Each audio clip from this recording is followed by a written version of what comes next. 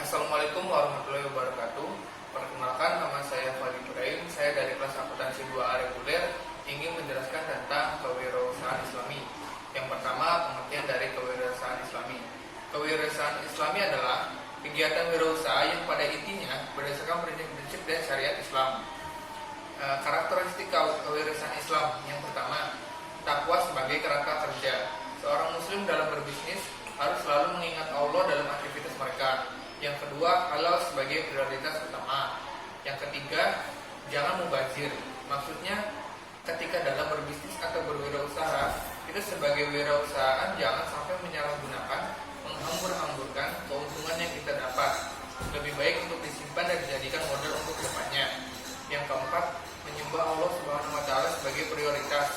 Yang kelima, berlatih nilai moral yang tinggi sesuai dengan ajaran dan aturan Nabi Muhammad SAW dan Al-Quran sebagai kitab suci. Yang keenam, dapat dipercaya. Sebagai seorang wirausaha, kita harus mempunyai etika baik agar mudah dan dapat dipercaya oleh pelanggan ataupun orang lain. Yang ketujuh, kepedulian terhadap kesejahteraan. Sistem kesejahteraan sosial Islam atau zakat, di mana setiap orang wajib memberikan presentasi kelebihannya untuk dibagikan kepada yang lebih membutuhkan. Yang kedelapan adalah berpengetahuan luas, dan yang sembilan yaitu peduli terhadap masyarakat dan lingkungan.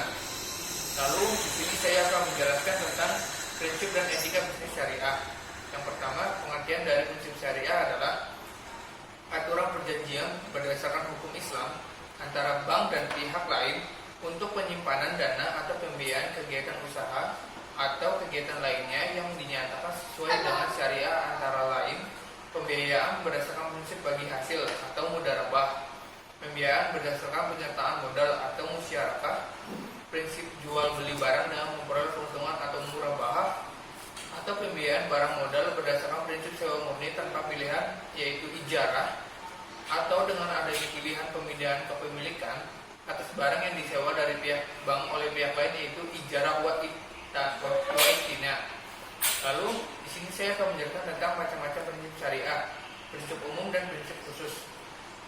Prinsip umum yang pertama, ilahiyah atau prinsip tauhid. Yang kedua, nabawi atau kenabian. Yang ketiga, adliyah atau keadilan. Yang keempat, huriyah atau kebebasan. Yang kelima, musawwah atau kesetaraan. Yang keenam, ta'awun atau tolong menolong. Yaitu dalam prinsip khusus yaitu yang pertama, prinsip tabadulul manafi. Yang kedua, prinsip pemertaan. Yang ketiga, prinsip saling ridho. Yang keempat, prinsip adamul magadir. Yang kelima, prinsip albir wa al taqwa. Yang keenam, prinsip musyarakah. Dan yang ketujuh, prinsip kitabiyah. Lalu di sini saya akan menjelaskan tentang etika bisnis.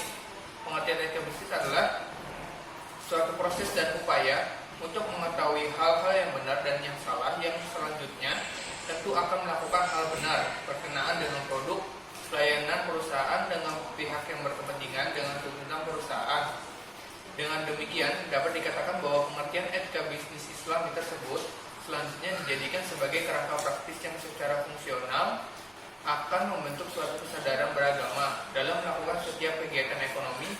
Terdapat ajaran yang terkait dengan etika bisnis syariah, di antaranya yang pertama, etika bersifat memberdayakan. Yang kedua, etika membayar upah. Yang ketiga, etika menjual beli dan menagih utang. Yang keempat, jujur dalam memasarkan. Yang kelima, etika kontemporer. Lalu di sini saya akan menjelaskan tentang hadis Ibnu Daud dan Ibnu Majah. Etika memberdayakan, kisah seorang kaum Ansor yang meminta-minta kepada Rasulullah SAW. Dikisahkan oleh Said Abdul Aziz dalam buku Rahasia Membuka Pintu-Pintu Kebahagiaan. Anas bin Malik meriwayatkan, suatu hari salah satu sahabat Ansor pernah datang ke hadapan Rasulullah SAW untuk meminta sesuatu. Rasulullah SAW bertanya, apakah di rumahmu benar-benar tidak ada apapun? Ia menjawab, wahai Rasulullah, di rumahku hanya ada kantong kain terpal. Satu bagian saya pakai, satu bagian lagi saya bertakan untuk tidur. Selain itu, hanya ada sebuah gelas yang saya pakai untuk minum. Rasulullah SAW menjawab, bawalah kedua barang itu padaku. Orang Ansor itu pun membawa barangnya ke hadapan Rasulullah SAW. Kemudian Rasulullah SAW mengambil barang itu dan mengumumkannya. Siapakah yang akan membeli barang-barang ini? Salah seorang sahabat menjawab, aku akan membeli keduanya seharga 1 dirham. Rasulullah SAW bertanya dan menawarkan kembali, siapa yang mau membelinya seharga 2 dirham?